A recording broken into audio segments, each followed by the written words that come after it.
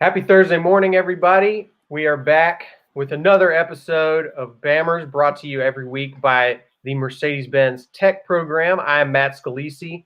I'm joined by Ben Flanagan here as always, who is my longtime friend and partner on this show, but also Ben is the host and producer of the Bammers podcast, which is sort of a deeper, more well-produced exploration of some of the topics that we talk about here on the Bammers video program. Ben, you've got a new episode out this week. What can you tell us a little bit about what the newest episode of the Bammers podcast touches on? Sure. It's about the $1 Million Band, the famous marching band at the University of Alabama. And it sort of touches on what they went through last year when they were banned from performing pregame and at halftime on the field at Bryant-Denny Stadium. It was a very different experience, not only for fans who obviously rely on the $1 Million Band to create a very specific type of atmosphere and spirit when they go to Alabama games, but really more so for the band members themselves. I spoke to the band director, Dr. Ken Azello. I spoke to a senior color guard member, Jasmine Johnson. And I spoke to a $1 Million Band alumnus, Craig Hamilton, who played trumpet for the $1 Million Band during the Shula era. But he talks about how the $1 Million Band really shaped him as a person, not just a band member, but he talks about the values and the experiences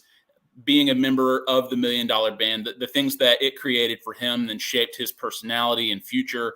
And the same is true for Dr. Ken Azello and Jasmine Johnson, an active member and active parts of the $1 Million Band, and just sort of what that was like last year, how it all changed, and now being back on the field for pregame, halftime, and otherwise. It's great to see the $1 Million Band back at full strength. So that's it.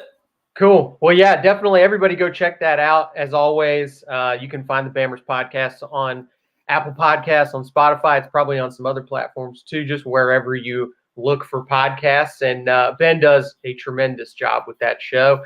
We're going to do the thing that we can do on this platform that we can't do everywhere else, which is get you guys involved, the fans. We particularly want your involvement this week because our topic today is we're wanting to kind of take your temperature as a fan base. We want to know how you guys are feeling with, 2 weeks remaining in the regular season, hopefully a third game still out there before the sort of postseason slate is officially announced. And, I think there's people who feel very extreme things in both directions. There's people who feel both of those things at the same time. We just kind of wanted to hear from you guys. How are you feeling about it right now? And we'll give you some of our thoughts too. But as always, if you drop us your comments during the show, like Elizabeth Ireland did here on YouTube where she's watching, we will post them on the show. We will read them. We will react to them and make you guys a part of the show. So please join in with our conversation today and let us know how you guys are feeling. Elizabeth loves this team.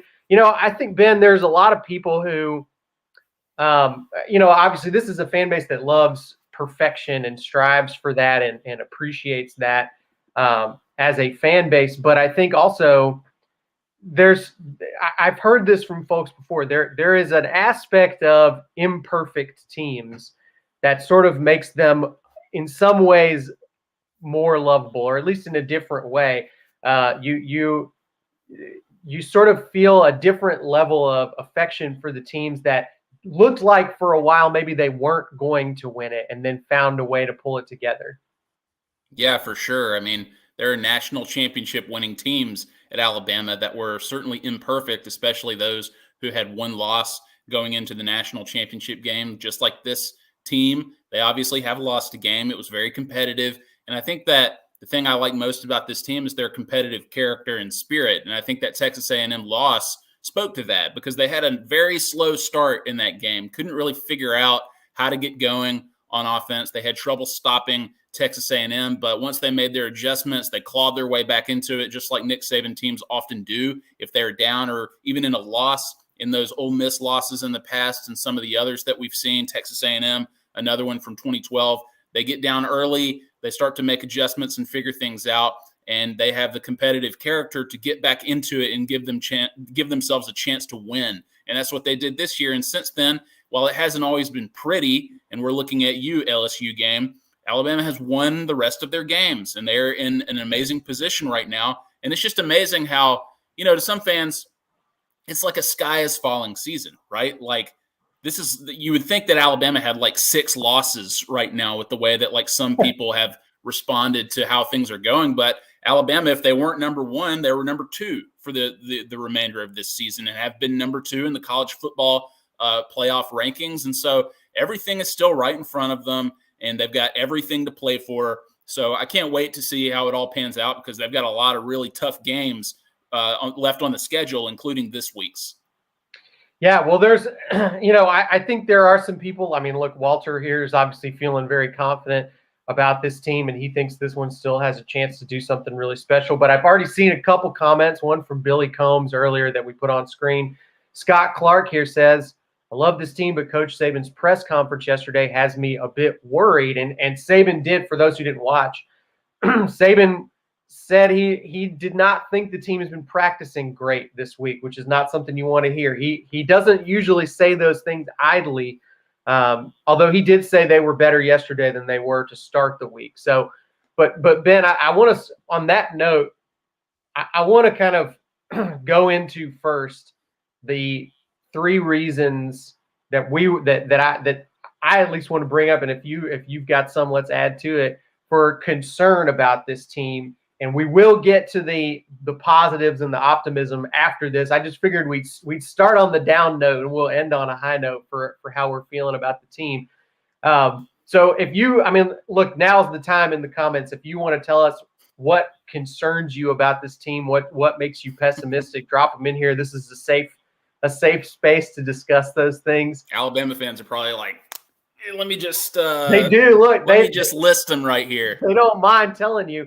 But there's also, I think, some natural resistance to say, hey, let's not abandon the team. That's not what we're doing here. I think it's just both ideas can coexist. And Ben, I think probably the one that we hear most from people is the offensive line is a big concern. And I think having a couple of injuries to this group has not made that concern any better. They were fortunate that a couple of those injuries took place the week before the New Mexico State game. They sort of scraped by against LSU. They found a way to get it done, but it obviously was a very difficult game to play without their consistent starting offensive line. They managed without those 2 guys this week. They obviously have some talented backups, but I think it's going to be a bigger challenge for the games they have left on the schedule if they don't have a fully healthy group that's experienced playing together. That I think is a lot of people's biggest concern about this team. Yeah, for sure. I mean, I would just say injuries generally right now. The offensive line is obviously a point for concern, but it sounds like, according to Saban yesterday, that the starters are all practicing together this week, and that they've practiced every day, and that it sounds like they're going to be ready for Arkansas. He at least indicated that. He didn't say it flat out, but sounds like Dalcourt is getting better, and he'll be back out there, and we'll see the offensive line that we saw play the first half of the season. So I think that'll make Alabama fans feel a lot better. But I mean, the other injuries are tough, and Alabama fans are used to difficult injuries that give the team really a lot of obstacles and adversity for the rest of the schedule. But I mean, losing Christopher Allen was tough early on. Also, Drew Sanders, his replacement midway through the season, glad to see him back again. And Dallas Turner has obviously stepped up and played extremely well at the outside linebacker position. But you look at Jace McClellan and Roydell Williams, like, that's really tough. And it puts a lot of pressure on Brian Robinson as the workhorse. And so you have to hope that Trey Sanders is able to step up in a backup role, but you have to think that the workload is going to increase drastically for Brian Robinson. That being said, I mean, I think that Robinson is perfectly capable of it. He's had a really good season. He's looked really tough. So look, he catches the ball well out of the backfield. So he's proven himself to be very versatile and somebody who can have a big workload. And I thought, despite it being New Mexico State after the LSU game, Alabama had obviously a lot of question marks about the running game, and we can speak maybe a little bit more about that offensive inconsistency. But I thought they answered it against New Mexico State, had a really good performance and looked much better. You have to consider the quality of the opponent to be sure, but you'd rather them do well than do poorly for a second straight week. So injuries are a big concern, but Alabama time and time again have proven that they've got a lot of depth the way Nick Saban recruits. So we'll see what happens. Yeah, and that running back depth was the next one on my list here, and we're seeing that from several of the commenters as well. I think for sure it was a good game this past week for Trey Sanders. It's going to be a different level of challenge, I think, going against SEC defenders. So we really have to see what he looks like against tougher competition. And I think, Ben, like you just mentioned with Brian Robinson, this is a guy who has shown flashes of being really brilliant this year. And the question is he going to be able to take the kind of load on his back for the stretch run of the season here that we've seen guys like Derrick Henry and Najee Harris take on in the past?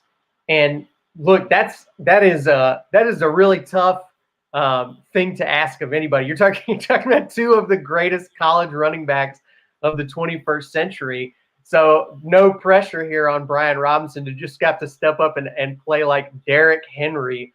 But there's no question this has been a really good season for Brian Robinson. He's averaging 5 yards a carry this season. He's one of the – I believe he is currently the leader for rushing touchdowns in the SEC. He has 14 right now. A lot of those have come very recently in the last handful of games. So he's not really like racking up these numbers and these touchdowns against cupcakes. He's, for the most part, been doing this against SEC competition. So he's shown a lot of reasons to be hopeful in him. But is that a lot to ask of one guy to be the main workhorse back against a remaining schedule of Arkansas, Auburn, Georgia, and who knows who else. Yeah, he plays his best against the best competition. I mean, if you look at his performance against Florida, Mississippi, Ole Miss, Texas A&M, Tennessee, I mean, he is just very productive. You mentioned the 14 touchdowns. That's a lot of touchdowns for a running back in college football. And I think he'll probably finish with more than 1,000 yards on the ground this season. So, I mean, I think people had very specific expectations for Brian Robinson and that they didn't think he was as good as Najee Harris and a lot of these star backs that have come from the Saban era. But I think he's proven himself to be a formidable back, somebody who probably has a future in the NFL in one of the earlier rounds. So, I look forward to seeing what how he's going to finish the season, because, again, he's proven this season, with the exception of the LSU game, obviously, and Alabama had the offensive line concerns, but he's proven that he plays his best against good SEC competition. Yeah, and I think the running back depth issue, we don't know exactly how that's going to play out. There's a converted linebacker in the 3 deep at that position now for Alabama, so it's going to be strange. And we also just saw, by the way, Jalen Milroe run the ball all over the field last Saturday. So who knows how they're going to attempt to sort of address the rushing workload at this point going forward. I think they're probably going to need to get a little creative regardless. Play Jalen Milroe. I mean, look, these guys know more than us, obviously, about football and which personnel would work best to contribute to the success of the team.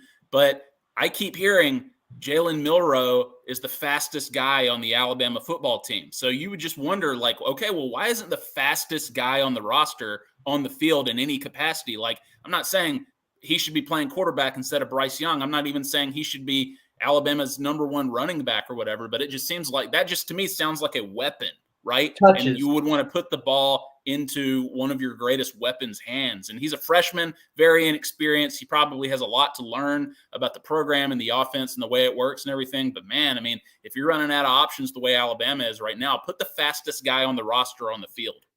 Yeah, this is a thing that not to raise the name of a hated figure in this fan base, but this was a thing Urban Meyer used to kind of obsess over all the time, is look, maybe you've got a guy on your roster, and maybe he's not the ideal fit to be the starter at any specific position, but he's just too good, and you need to let him touch the ball a few times a game. I think that they need to find a few of those guys. We obviously know that Brian Robinson needs to touch the ball. We know Jameson Williams is that threat, but I think they're going to need to find some other guys who are that down the stretch here. You have to be able, I think, to catch some of these opposing defenses off guard a little bit. We know historically Georgia is very susceptible to being caught off guard against something they're not prepared for. So maybe that's the time.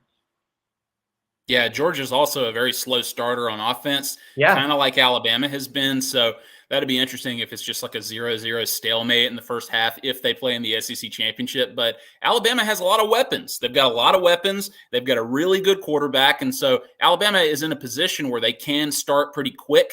But, they haven't really done that with a lot of consistency. And certainly offensive consistency has been a concern for this Alabama team, and we'll see what happens for the remainder. But they've got a couple of games to sort of figure things out so long as they stay healthy. But, man, that Jace McClellan injury was tough. He was really shaping into one of the better backs, I think, in college football, let alone at Alabama. And I was really excited to see what kind of season he was about to have.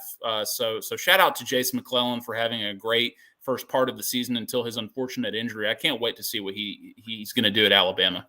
Yeah, hopefully he and Roydell Williams make full recoveries and we see them out there again next season. Both of those guys were becoming very dependable and interesting playmakers. So let's my last thing I wanted to bring up in terms of concerns, Ben, and this is probably the one that's least provable. But I would say this team is under a unique amount of pressure, and obviously all Alabama teams are to some extent.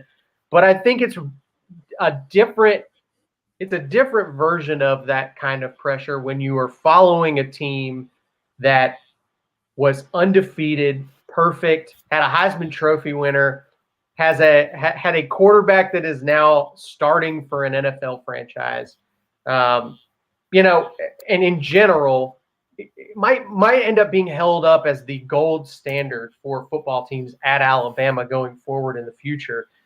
It's tough to follow that up. It's tough to live up to those expectations when that even if you play your best, even if you win it all, there's probably still going to be people like us and you guys in the comments who are concerned, who are doubting them, who are thinking, these guys may not have it. I think it's tough to know exactly how that will affect this team beforehand. It doesn't. I'm not one of those guys who says, if you're a real champion, you can handle the pressure, or this is the kind of thing that makes players great, makes teams great. I don't think that's necessarily the case, because I think every team and every player faces a different amount of that pressure, and they're hearing different things. It's coming at them different ways. And I guess that's one of the things that's unknowable about this team is how will these guys respond if they get into another tough situation like they did against Texas A&M? Because in some ways, as you brought up, they showed a lot of toughness. They came back in that game. They made it close again. But they also sort of cracked down the stretch on both sides of the ball. When they really needed a drive late in that game offensively, they couldn't do it. When they really needed to stop late in that game, they couldn't do it. How much of that was Texas A&M having a great day? How much was it injuries and guys that were not on the field because of targeting? And how much of it was psychologically they were not able to get themselves into the right place? And will that happen again, or did they learn from that situation? I think that's a concern that I think is worth talking about with this team. Is we've seen them in a high pressure crack. We've also seen them in high pressure come through, and we don't know what it's going to be next time. Yeah, my final concern, Matt, it sort of speaks to what you're talking about. It's just margin for error, right? There is no margin for error for Alabama, or at least it's razor thin.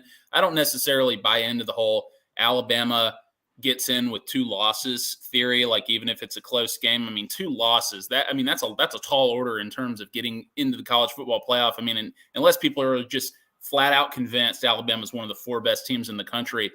But I just feel like they can't play thinking that, right? And I don't think that Saban is going to let them. That Alabama must win every single game for the rest of the season if they want to sniff the playoff or a national championship. And that includes beating Georgia in the SEC championship. But it all starts with Arkansas. Obviously, Arkansas has proven itself to be a really good team. They're probably Georgia's best win of the season, the 37-0 win that they had over Arkansas when Arkansas was considered a top 10 team. I think Arkansas has proven that they're a good team. I don't think that it was all smoke and mirrors in terms of what they were going into that game. People may have overrated them. Maybe they did just a little bit, but I think overall they've proven that they have a good body of work and that they're a competitive team. And so I think that that's probably Georgia's most impressive win, that they basically just shut them down. So I think Alabama's going to have their hands full. Maybe they have a similar result to what Georgia did, but it starts with them this week. Alabama has to win. Obviously, if they win, they are in the SEC championship, right? With a win over Arkansas, they get into the SEC championship. So everything's on the table, like right now, right in front of them. Get this win, you get to play Georgia. You get to prove yourself. You get to add to that playoff resume. So according to, what guys like Will Anderson, certainly Nick Saban have said, that they seem to understand the stakes, right? And with those stakes comes a lot of pressure that you're talking about. But a lot of these guys are national champions. They've played in big games. And so they kind of know what to expect in terms of pressure. They wouldn't be at Alabama if they didn't sort of embrace the pressure that college football fans, coaches, other players put on them. So I think you're right. Pressure is a real thing, and that they've proven that they can succumb to it to a degree with the Texas A&M game. But I think that last season, and obviously in that Texas A&M game, in the LSU game, they've proven that they can also rise to the occasion and walk away with the win.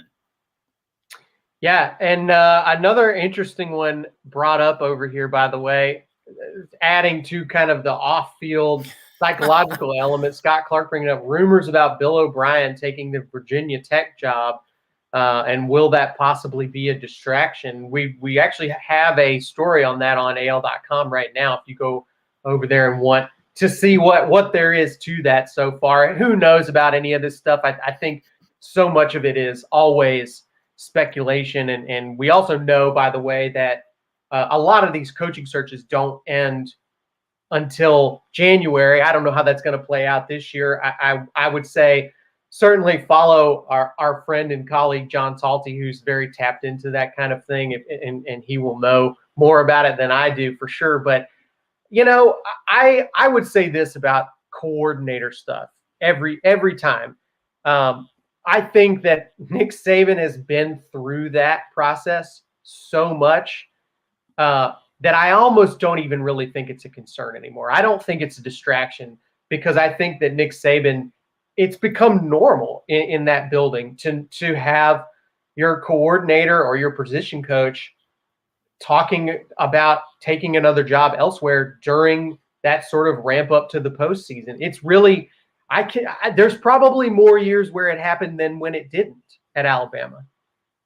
Yeah, I mean, look, there are probably players who absolutely love Bill O'Brien on staff, right? Like, he's obviously a polarizing figure among the Alabama fans. I mean, Bryce Young seems to have lots of good things to say about him, for sure. Sure. I mean, Bill O'Brien, look, I mean, Alabama fans probably don't see it as a distraction. They probably see it as a welcome inspiration, right, for the players, that if they keep winning, maybe Bill O'Brien will be gone and take the head coaching position at Virginia Tech or wherever else he might want to go.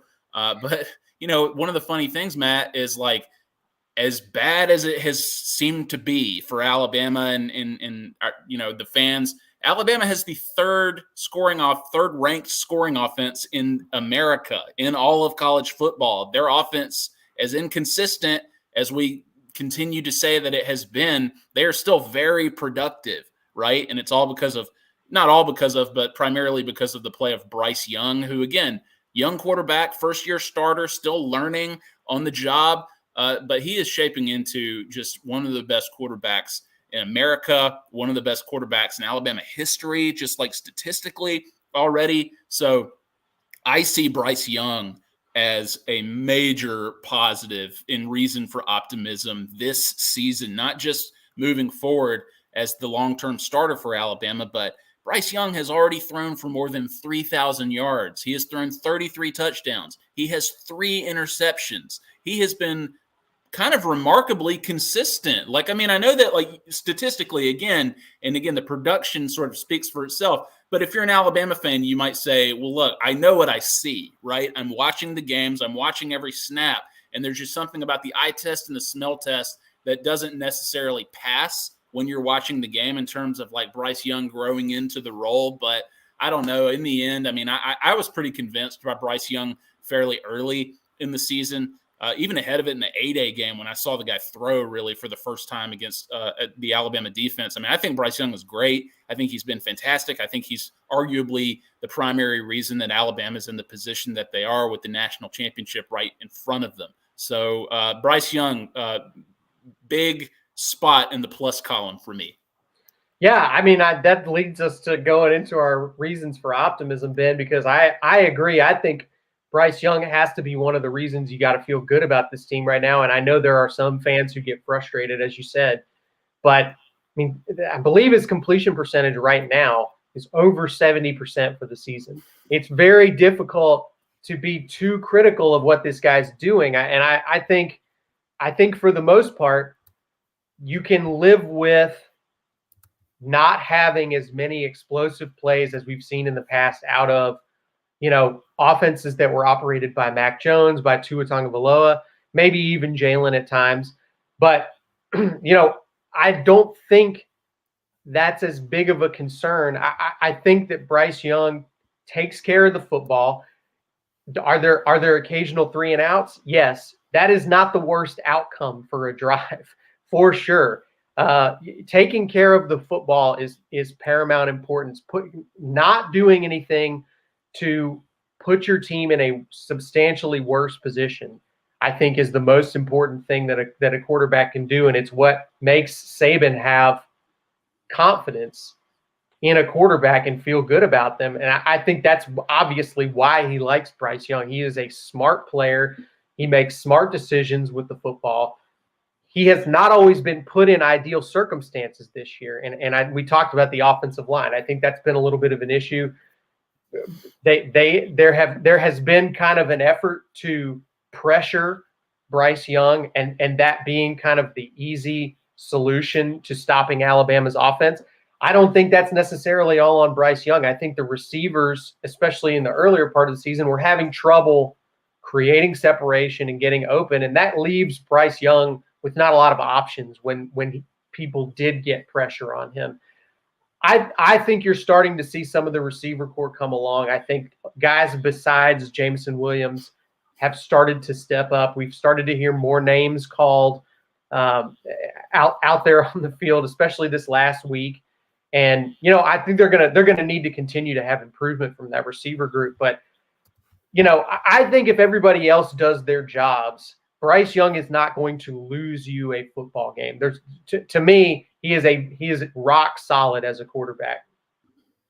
Yeah, I'm with you. I think, and he's not like the Heisman, one of the Heisman betting favorites for no reason. I mean, he's been great. And I think that he's exceeded people's expectations in terms of what he could do as a first-year starter. And Alabama has, I mean, if you look back, though, Alabama has had a lot of success when it comes to first-year starters. If you just want to go to Greg McElroy, A.J. McCarron, Jake Coker, Blake Sims, for that matter, Tua, obviously, when he became a starter for the first time. I mean, they have had a lot of success, and Bryce Young falls in line with those guys. So, and again, like everybody was shouting at Bryce Young, you need to run the ball more, scramble more. And he started to do that. He started to improvise, pick up first downs, make plays with his legs as the season has gone on. So again, we know that he is growing. He is still learning. He is not a fully developed quarterback for Alabama yet. He might get there while he's at Alabama, but if this is if we're seeing growing pains and this isn't what it could be,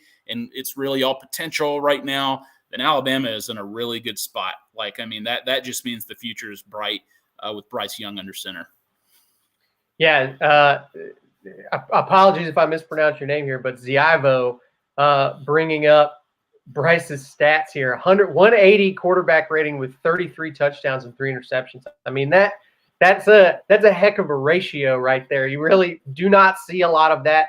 And I would say, honestly, I mean, look, easier said than done here, but Bryce Young's going to have an opportunity in the next 3 weeks to this is a Heisman Trophy race right now where there is no clear leader at all, and it's going to be all about playing well in your biggest game. If Bryce Young has a good game against Georgia, I think there's a very strong possibility that he becomes Alabama's 4th Heisman winner. So we'll see. We'll see a lot of ifs in there, I guess. But moving on to another reason for hope, Ben, this pass rush at Alabama that I think everybody was very frustrated and pulling their hair out about earlier in the season has really come on. As you mentioned, they lost a couple of guys, but Will Anderson has absolutely lived up to billing and exceeded it so far this season. This is one of the greatest seasons we have seen out of a pass rusher under Nick Saban at Alabama. We probably have to go back to the 80s to find a better performance so far in a single season for an Alabama defensive front player. Just a remarkably dominant effort. And I think we've also started to see other guys really come online. Drew Sanders has obviously been a factor, but when he came out, we saw some of the younger guys get a chance to step up. And, I think those guys have also started to make plays and make names for themselves too. And overall, this front seven, I think, is playing much, much better football than they were when this team went to College Station earlier this season and kind of didn't look like they knew what they were doing against Texas A&M. Yeah, I mean, look, if you just want to say Will Anderson, say Will Anderson. I mean, like he look, I do think it's more than just him. I would say Dallas Turner has really started to become a major threat, and probably that is Will Anderson becoming such an occupying force. Yes, exactly. And look, I mean, also the way he stepped up as a vocal leader, whether he's speaking to the press or whoever he's talking to, he is a guy who cares about this. He wants his message to be loud and clear to his teammates, especially after Florida game, the Texas A&M game. I mean, this guy means business, and his play certainly reflects that. But you're right. I mean, this is not a one-man show. The defense, there were high expectations for this defense coming into this season, and I think that they've lived up to them to a degree in that they are the number 5 total defense in the country. Like, did Alabama fans expect that to happen? I don't think so. Like, just based on what we saw at times last year, even though they improved as the season went on. But, all the vitriol that some fans have for Pete Golding and, like, the schemes and the performance by the defense overall. Honestly, I mean, he deserves a lot of credit right very now. Similar trajectory to last season, Ben. Now that you bring that up, I mean, I can remember this was about the time, maybe a little bit earlier, that I want to say it was that Kentucky game last year where we really started to see the Alabama defense go from being, the whipping boy for everybody about that team and their struggles to suddenly being a major strength for the team as a whole, and a weapon in and of itself. And I think we're starting to see that happen again. Yeah, for sure. But I mean, Phil Mathis has been great, like other members of the defensive line. I mean, Jordan Battle has had a solid season. I think the linebackers, Henry To'oTo'o and Christian Harris, have really improved the past few weeks. But, I mean, Will Anderson is just, like, to call him a one-man wrecking crew is obviously not super respectful to the rest of the team, but the fact remains that he is that. Like, he is just that effective. We talked to John Parker Wilson about it last season, just about how the offense has to be alert to wherever Will Anderson is. They have to double team him. They have to scheme around him. And that is unique for one player.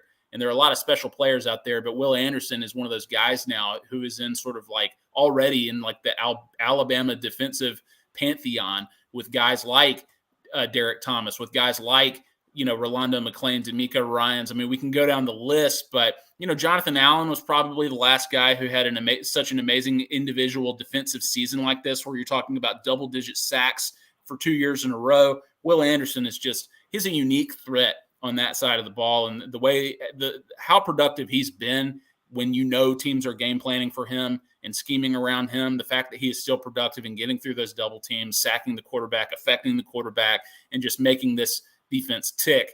It's an amazing thing to watch, and Alabama's lucky to have him and lucky to have him for at least another season. For sure. By the way, Raymond Felton says he speaks for us all when he says we're going to get skull dragged by the dogs. I don't think that you will find that you do speak for all of the commenters, Raymond, but I had to do it to you. If you're gonna start your comment that way, I'm throwing you up on the screen. Ben, my last well, before I bring that up, I want to say we went to LSU, realized they don't sell Milo's tea at the stadium. This has to change. So, I've never seen iced like sweet tea at a football game, like as part of a concession stand. Maybe they should have it. I think you're right. I don't know that I've ever seen tea on the menu at an Alabama game before, but to be fair, I'm not usually out at the concession stand. So, but we'll get the message to Greg Byrne, Charles. We'll let him know about it. The last point I wanted to bring up about this team, Ben, is that this team, I'm in a way kind of pivoting that Texas A&M game into a positive, I guess. But I think one advantage that this Alabama team has over the team that they're going to play in the SEC championship, if they win out if they either beat Arkansas or Auburn, is that they are battle tested in a way that Georgia is not. I think you look at what this team has had to go through this season, and even though there are reasons for it and disadvantages that you could point to as a result of it, I think there's a lot of experience and a lot of value in having to go through something difficult and having the season not be easy on you. And that is really something that this team will have in its pocket going forward here. They obviously know what it feels like to get way far down on the road in a tough situation like that. They know what it feels like to have the specter of losing weighing on you for an entire game and have to fight your way back into it. They did, they watched it happen in Gainesville. They went into a tough road environment and, had a scoring drought in the second half, couldn't stop the opposing defense. They had to hang on to win that game. That's another valuable experience. This LSU game, I honestly think, is going to end up being potentially valuable for this team because, again, really nothing was going right for the offense all night. They were having a really bad day. They had some guys get banged up, and the defense had to take the entire game on their back. And I think you can tell from how the game finished with the play calls that Saban and Bill O'Brien made that they had 100% confidence that the defense could win that game. And they were right to have that confidence in this situation. So, again, these are moments that frustrated the fan base, I think.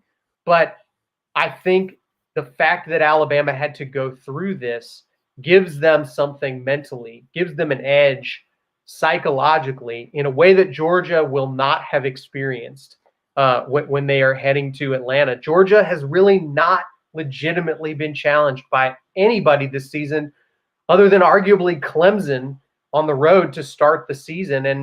And what does that mean? I don't think it was a great Clemson team. I think we're starting to see at this point. So it's a thing that, again, hard to know for sure. Ultimately, I think most games come down to who's the better team, who has the better players on the field. But if it comes down to a close, hard-fought game, I do think Alabama is going to have a psychological advantage because of what they've been through this year.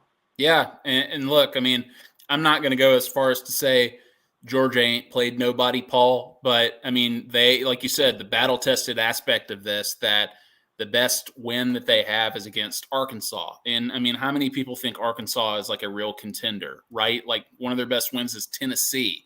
Alabama beat them by 4 touchdowns, albeit after a slow start. So Auburn even. And Auburn, I don't know that anybody considers Auburn a real threat. Certainly not now that their starting quarterback is out for the season. And that's one of the remaining games on Alabama's schedule. So, look, we'll see. This is why they play the game. And thankfully, Alabama, if all goes well, Alabama will get an opportunity to prove themselves against Georgia. And they might have to do it twice. We'll see what happens. But, it's interesting, Matt. I mean, this Alabama team I think that they are playing with a chip on their shoulder, right? Again, they have everything right in front of them. It was almost taken away at one point, but now they have an opportunity, a second chance to make it happen for themselves, to be a winner. Like, I think that people just forget that some of Alabama's greatest teams in the Saban era have had really close wins over teams that were on paper not nearly as good as them. You can go back to that Lane Kiffin 2009 Tennessee game where Mount Cody blocked the field goal to end the game. The 2015 game where Alabama nearly lost to Tennessee at home when Jake Coker and Derrick Henry and A'Shawn Robinson and Ryan Anderson pulled it out for them. Then obviously last year, the great team that you're talking about that set the gold standard for college football and Alabama moving forward, they escaped from Oxford with a win over Ole Miss. Like, people have very short memories when it comes to these games and these national championship teams that have to face adversity like this. Alabama's going to get everybody's best shot. We know that. Texas A&M obviously did it. That was reminiscent of that South Carolina game where Stephen Garcia had the amazing game. That we've heard the analogies over and over. We know Alabama's going to get their best. They've got a bullseye on their back. They're going to get everybody's best shot. Alabama is in the unique position now where Georgia has the bullseye on their back, and Alabama is sort of the hunter at this point. And if Alabama is the hunter under Nick Saban, then that is bad news for the rest of college football. I like Jay's comment here that we can pressure Kirby into being himself stupid, which I like. I do think, again, that there's an element of Georgia. Again, it's really hard to know psychologically what's going on in anybody's head. But I do think there is an element to Georgia under Kirby Smart that they get a little bit of that, oh no, if Alabama starts to take control of the game against them. And that's it will be very interesting to see if this year is really different. If this team, this Georgia team is different enough from the previous ones that playing Alabama doesn't get in their heads, because I think it's fair to say that it did the last several times that it's happened. I mean, look, last year it got ugly in the second half. And I mean, that is a very simple. They're obviously two very different teams this year. But I mean, Alabama kind of had their way with Stetson Bennett last season. And I know that he's probably improved a great deal. He's been pretty remarkably consistent thus far. But I don't think he's a quarterback that puts a lot of fear into the eyes and hearts of Alabama fans right now. And they probably want their shot at him again. And so I think both teams are very hungry. I think Kirby Smart especially, he is hungry to win a national championship. He is hungry to finally beat Nick Saban and Alabama, which has been the hump that's just gotten in his way the last several times. But Alabama, they don't want to lose again, and they're going to be an underdog. And how do you think these guys are going to feel about being an underdog going into a game? I mean, I think that is going to play into Alabama's favor. I definitely think it is an unusual position. I think we looked it up earlier this week. It would be the first time Alabama's been an underdog in any game since 2015 when they played Georgia on the road the week after losing to Ole Miss. So it's a rare situation. Alabama has mostly responded positively when they've been in that position. So really good discussion going in the comments today. I really love all the stuff you guys have brought to the table in this discussion. I do agree with this, Mel. I think nobody wants to play Alabama in the playoffs. If they're able to get that extra few weeks to get healthy and get prepared, I think that's a nightmare scenario for everybody who has a shot at the playoffs this year. And we'll see if Alabama can get there. From what I've seen on social media, I know that there are probably plenty of Georgia fans who are feeling good about this season and they feel like this is their year. I've also seen some of them voice a lot of concern about playing Alabama and that they are scared of Alabama. I don't think that's true for the entire fan base, but I think that they're right. I think nobody wants to play Alabama when Alabama has something to play for. So we'll see, Matt, and hopefully if Alabama can get it done this weekend, then that guarantees us the Alabama-Georgia game that everybody has been hoping to see, and that'll answer a lot of questions. For sure it will, and we will be back next week. It will not be on Thursday because that's Thanksgiving next week, but we'll figure out a date that we're gonna check in with you guys before the Iron Bowl and see how everybody's feeling going into the game. It should be an interesting week. And in the meantime, everybody enjoy Saturday's game, last home game of the season. It's senior day for this group of seniors who have really seen a lot of dramatic stuff happen in their time. So if you're going to the game, make sure to enjoy that and let those guys hear it. Yeah, I would say, Matt, that people should take advantage of this Saturday, right? Because, I mean, Alabama football seasons are so special to this state, to this fan base, and obviously to Tuscaloosa. And it's just gone by in a blink again. And this is the last game of the season. I think that's probably hard to believe for a lot of people, but they're going to end it with a strong SEC matchup.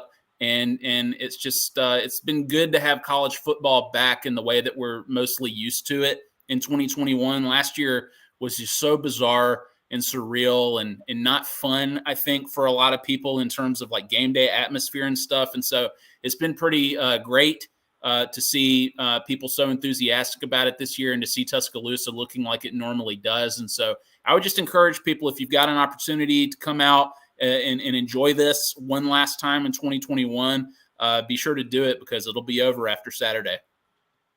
Indeed. Well, everybody have a great weekend, and we will see you guys at some point next week. We got to figure out the scheduling for it, Ben. But we'll definitely have an episode of Bammers next week, just not on Thursday.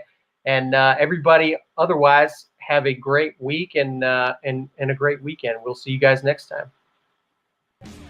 This show is presented by the Mercedes-Benz Tech Program. To learn more about Mercedes-Benz's world of advanced automotive technology, text the word Mercedes to 55678 or visit www.learnmercedes.com.